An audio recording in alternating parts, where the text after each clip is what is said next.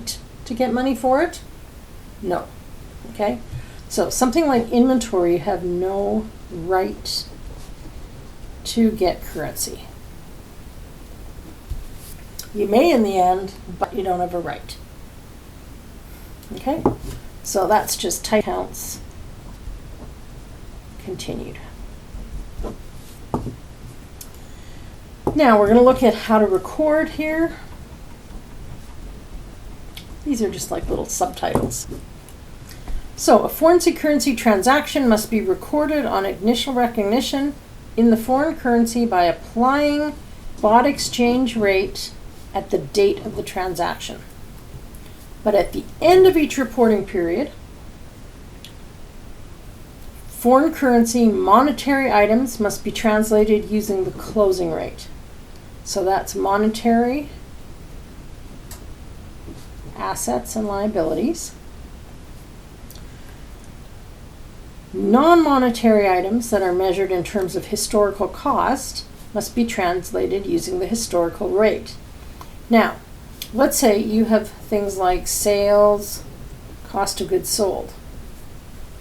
At the end of the year, you're going to go back and convert each sale at its certain translation rate A? No. So often use this, use an average rate for that. And we'll see more of that in chapter 11. So basically, we're talking about shareholders' equity, revenues, expenses, and non-monetary, whoops, that should be an N, non-monetary assets and liabilities.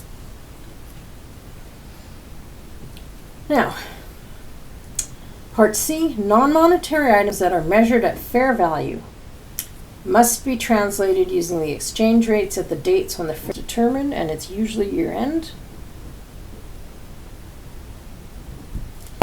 And an example of that would be equipment using the revaluation approach that you learned way back in 315. Now, just for ease of identification, we're going to call this a temporal method. Won't be quite as useful here as it will be in chapter 11. Okay, so the last little section here, before we get into an example in the next video, is what do we do with foreign exchange gains and losses? How are they treated? So, it's recognized in profit or loss with two exceptions.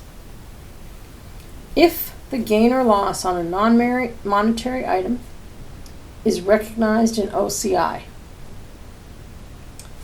then any exchange adjustment pertaining to the item must also be recognized in OCI. For example, revaluation of property, plant, and equipment, any changes in it goes to OCI, so therefore foreign exchange gain or loss would go into OCI. Second, if you have an available for sale financial asset, such as an investment in bonds, you're treating it at amortized cost in the foreign currency. Exchange differences resulting from the change in amortized cost are recognized in profit or loss. Other changes are in OCI. So, in profit and loss would be the exchange,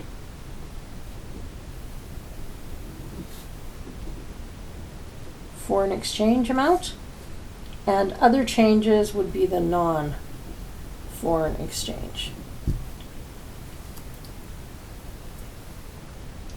This translation process that we've just talked about should produce results consistent with the valuation projects or practices for domestic operations.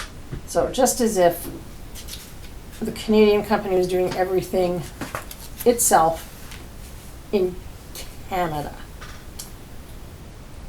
Okay, so that's kind of the theory behind it, the introduction, what all the terms mean. And in the next video, we will start with section B.